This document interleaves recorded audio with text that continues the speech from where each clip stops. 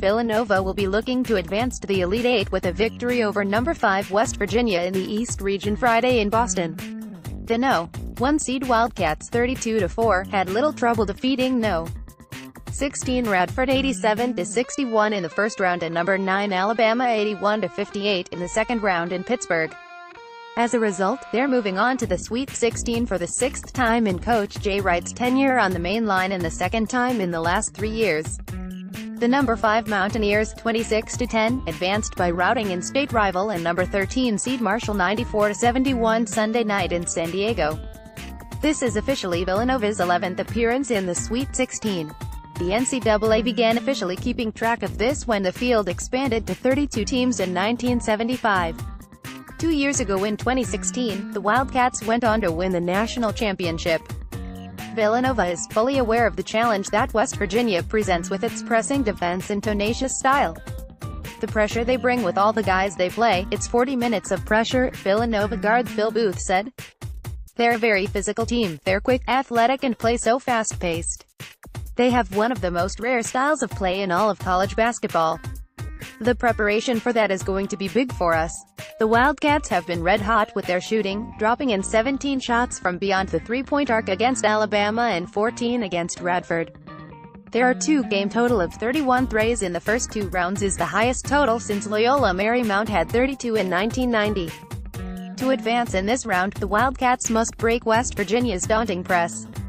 West Virginia gets extra possessions and they average 80 points a game, said Wright, who owns a 5-8 career mark against the Mountaineers. They score at a high rate and that's what gets them into their press, so your half-court defense has to be good because if they're scoring on you, they're in their press. I think we are going to have to get in there and take a hit every now and then and hope it doesn't affect us too much and that we can grind through it. Villanova's experience was evident in the first 2 rounds. At this stage, it's just as much about execution. I think experience will help us a little, but at the same time this is a new team with new leaders and everyone has different roles now, said Villanova guard Jalen Brunson, a candidate for National Player of the Year. It's all new for us but we just go out and play together and not worry about what happens outside those lines. Just need to stick together and we can get the job done. Guard Javon Carter paced West Virginia with 28 points against Marshall.